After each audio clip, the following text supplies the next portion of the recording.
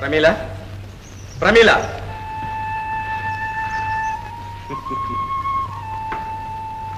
ఇంకా ఎందుకు ఈ కంగారు? అనుకున్న గడువు కాస్త అయిపోయింది.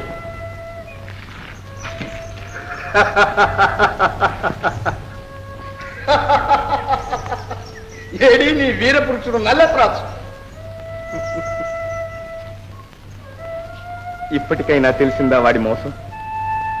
ఇక వాణ్ణి మర్చిపో ప్రమీల. ఈ దీనుని అనుగ్రహించు. వేసుల పందెం మర్చిపోయావా? ఇంతవరకు ప్రేయసిగా పలుకరించాను, ఇక బానిసగా బలాత్కరిస్తాను. ఇక నీ ఇష్టాలతో నాకు పని లేదు. నీవు నాదానివి. రాక్షసుడా!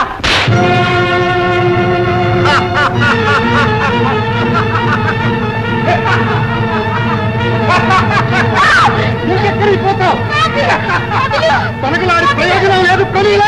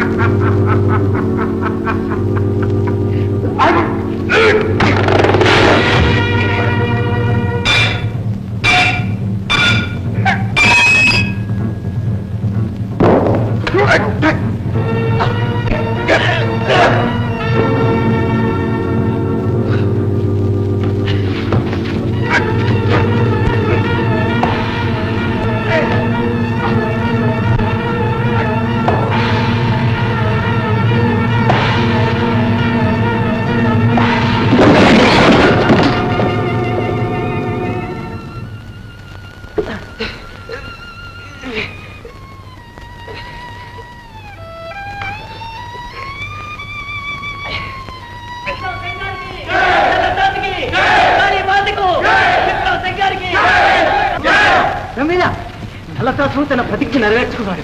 మహారాజు మరణవార్త రాజధానిలో ప్రకటించారమ్మా.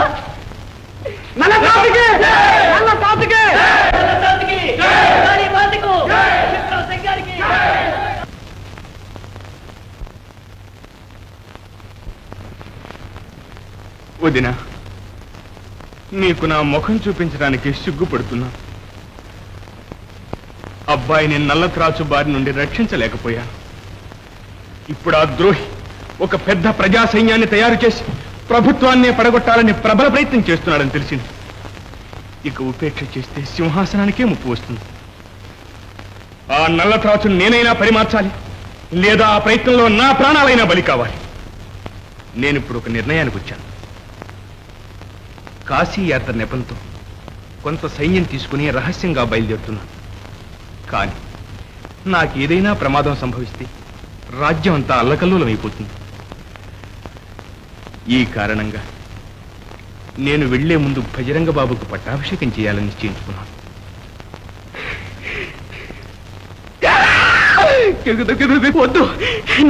వద్దు వద్దు,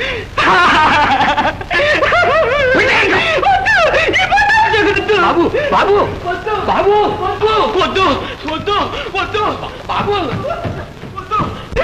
అమ్మా.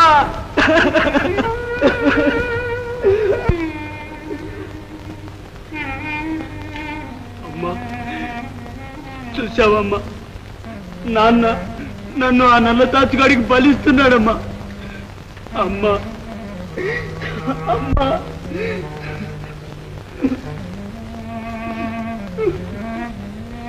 నాయన బజరంగ,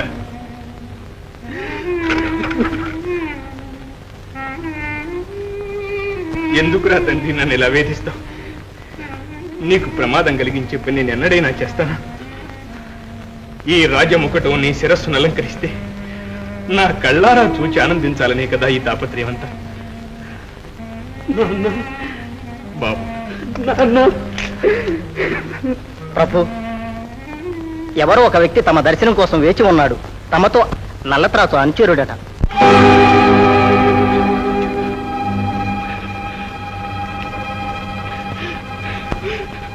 ఏముంది ప్రభు, వాడు హఠయోగి మహాకాళభక్తుడు. ఆచార్య, ఒక పని చేస్తే నేను ఈ పట్టాభిషేకానికి అసలే ఒప్పుకోలేదని ఈ అనుచరుడి చేతి కప్పు చేద్దాం. అది నిజమే. నల్లత్రాసు మాయలో పడి ప్రభువులకు ద్రోహం తలపెట్టిన పాపి ఈనాటికి నా తప్పు తెలుసుకొని ప్రభువులకు పాదాక్రాంతుడనవుతున్నాను. క్షమించిన తలదీయించిన తమ చిత్తం. కానీ ఒక్క మనవి. ఏమిటది?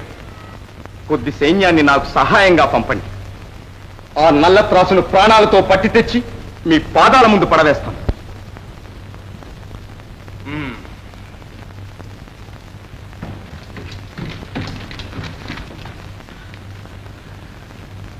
వీరబల, ముందు ఈ ద్రోహిని చిత్రవధ చేయండి. తమ దయ. నాకు చావంటే భయం లేదు.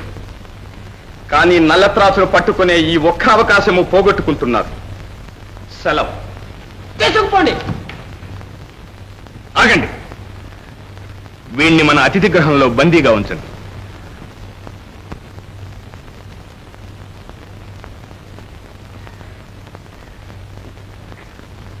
నాన్న, నల్లత్రాచు పట్టుబడే వరకు నా పట్టాభిషేకం వాయిదా వేస్తే? భయపడకు బజరంగ, ఇక నల్లత్రాచు మన చేతిలో చిక్కినట్లే. అందుకే భగవంతుడు వీణ్ణి పంపాడు. నాన్న, ఒకవేళ వీడే ఆ నల్లత్రాచేమో?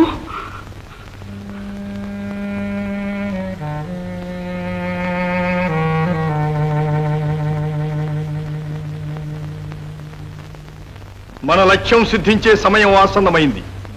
బజరంగని పట్టాభిషేకానికి ప్రచండుడు ముహూర్తం నిశ్చయించాడు. ఆ ముహూర్తమే మన విజయ సాధనకు సుముహూర్తం కావాలి. పట్టాభిషేక సన్నాహాలతో, ఉత్సవ కోలాహలంతో రాచనగరం అంతా మైమరచి ఉంటుంది. ఆ అదను చూచుకొని మన వాళ్ళందరూ మారువేషాలతో నగరిలో ప్రవేశించాలి. విజయమో వీరస్వర్గమో అన్న దృఢ నిశ్చయంతో ప్రతి వీరుడు ప్రాణాలొడ్డి పోరాడాలి. కానీ మోసం మోసం! ఆ చండాలుడు సూరసేనుడు విద్రోహానికి ఒడిగట్టాడు. ప్రచండునికి పాదాక్రాంతుడైనాడు. మిమ్మల్ని పట్టివ్వడానికి ప్రబల సైన్యంతో ప్రచండుని వెంట తీసుకుని తలకోన దగ్గర విడిచి ఉన్నాడు. నీచుడు అనుకున్నంత చేశాడు. ఇంకా ఆలోచించు పరదేశి. మీరు ఊమనండి. తెల్లవారిలోగా వాడిని వారి సైన్యాన్ని హతమారుస్తాం. ఆవేశపడకండి. మోసాన్ని మోసంతోనే జయించాలి.